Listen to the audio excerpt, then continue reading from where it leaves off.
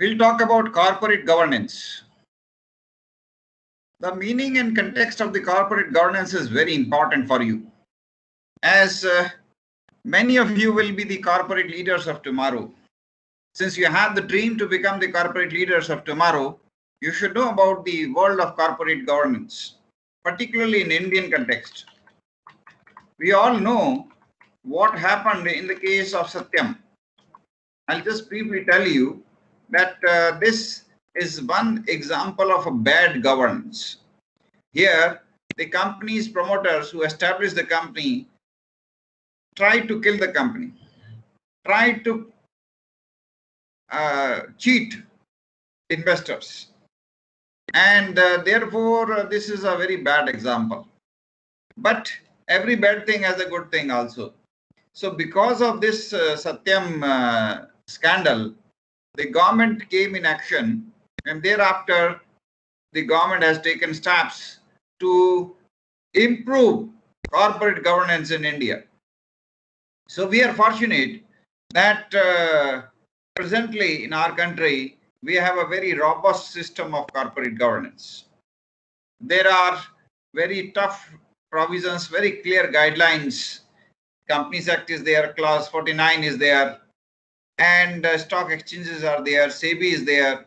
All these bodies, all these, then we have the concept of audit committees. All these measures ensure that the company's governance is, not bad, if not good. But all these provisions are just to prevent crime. But we should focus more on philanthropy. We should focus more on doing something great. India is a country where we find philanthropy having age-old roots, right?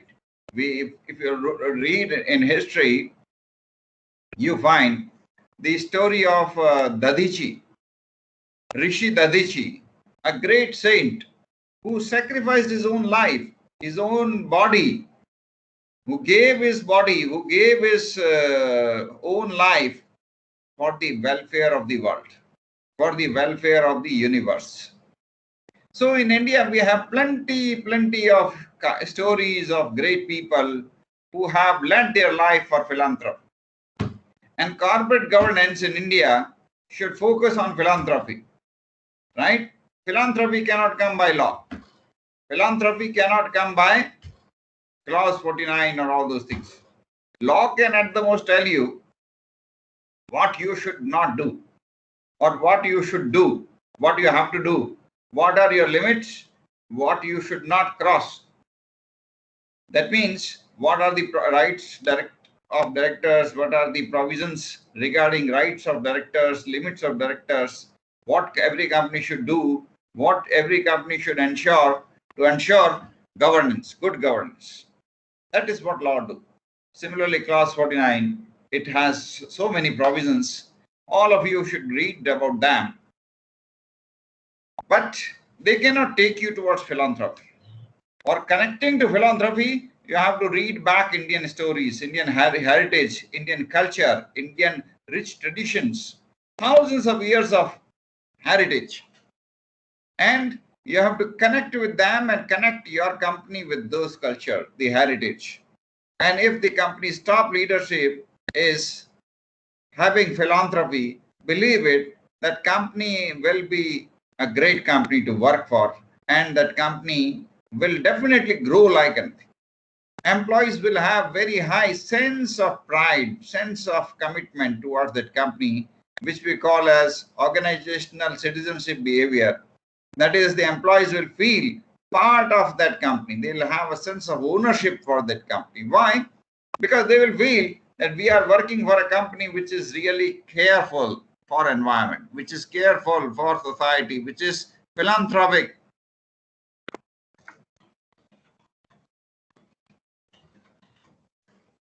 So we have to do something different for that. We need to look at Indian companies and transform them into truly Indian companies, which represent the India's spirit, the India's the thought process. I'm not saying transform them in terms of how they look. No, transform them at the core. What should be the fundamental approach? Right?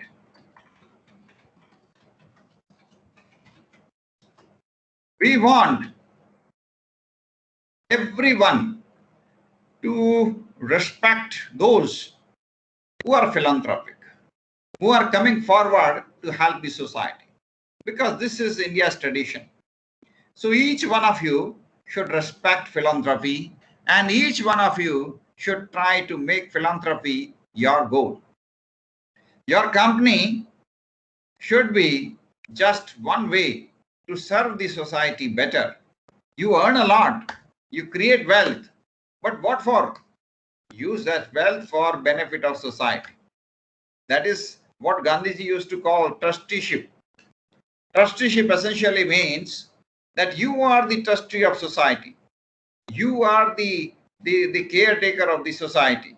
You earn, you create wealth, you make money, but use this money very carefully, because this money is with you, but actually it belongs to your society. So you have to use this money again for the benefit of the society.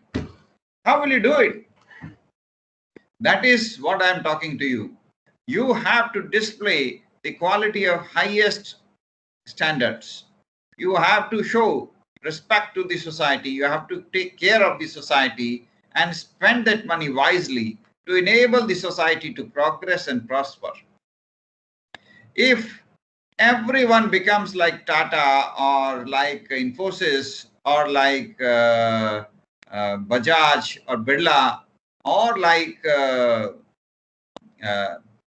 Wipro, we will have a great future ahead. Our country will again have a great future. Azim Premji, the founder of Wipro, right? He in 2018 donated 437 crore rupees for education, healthcare, and rural development. Right? This shows that among his priorities, philanthropy is top priority. Philanthropy is top priority. In 2018, Azim Premji donated 437 crore rupees for education, healthcare, and rural development. So what are the lessons for you? The lessons are simple, that wealth creation should be your objective. But after creation of wealth, you will have even greater responsibility. The responsibility of ensuring that this wealth, every paisa of this wealth, every money of this wealth is used carefully for development of our society, development of our universe, development of our world. So that will become your responsibility. So take care of your responsibility. For that, you have to create a vision in your mind, which, the government is by law asking you to spend a few percentage of your profit, 2% of your profit towards CSR. But if you are truly philanthropic, you will go much beyond it. You will remember every profit is because of society. Every money that you have earned is because of society. You are just a trustee. You are a caretaker. The money belongs to society. Use it back for the benefit of society, so that more and more people get jobs, more and more people get opportunities to progress, more and more people are able to transform their own life. So your way of working has to be like this, right? So when we talk about corporate governance, we are saying that you have to create truly great companies of the future. And that will be possible only if you implement great corporate governance, excellent corporate governance. How will you do it? You try to implement transparency. you try to bring about transparency and help your company in becoming very, very transparent and open company, so that everybody can have trust. Investors can freely invest into your company. Investors can come forward and invest in your company and recommend others to invest in your company. That is the top requirement. Today we find SDFC, Infosys, Wipro, and many companies are able to attract the investors. They are liked by the investors. Why is it so? It is because all these companies have tried to implement corporate governance. All these companies have tried to follow proper corporate governance. What does it mean? You keep things simple. You keep things fair before others. You invite every director to participate in the meetings, board meetings. You have regular board meetings. Make everything transparent. Show everything to all the members of the directors. You know, the board of directors may consist of 15 members or 12 members or 18 members or 20 members. Many of them come as representatives of creators. Many of them are representatives of banks, financial institutions. Now they come and they participate. They have to be told about what the company is doing, right? And at that time, you have to show very transparently what you are doing, right? There are various rankings of Indian companies on the basis of their governance, on the basis of their transparency, on the basis of their HR management, and various criteria. Those companies which are more transparent, which are very open, which are very fair in their dealings, which are having a very good system of corporate governance, they are able to get at the top. And investors see all these things.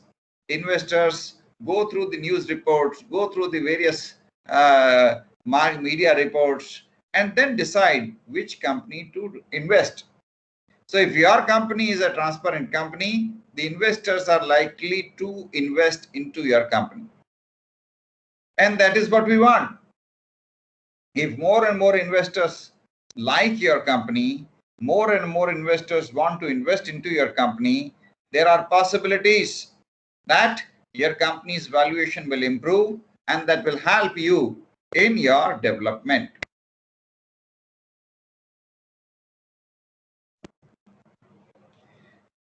See, why some companies are experiencing increase in share prices in spite of recession now? Because there are some companies to create. There are some companies which are able to create very transparent system, fair system. They share information in the media, they share information on various platforms, and that's how everybody knows about them.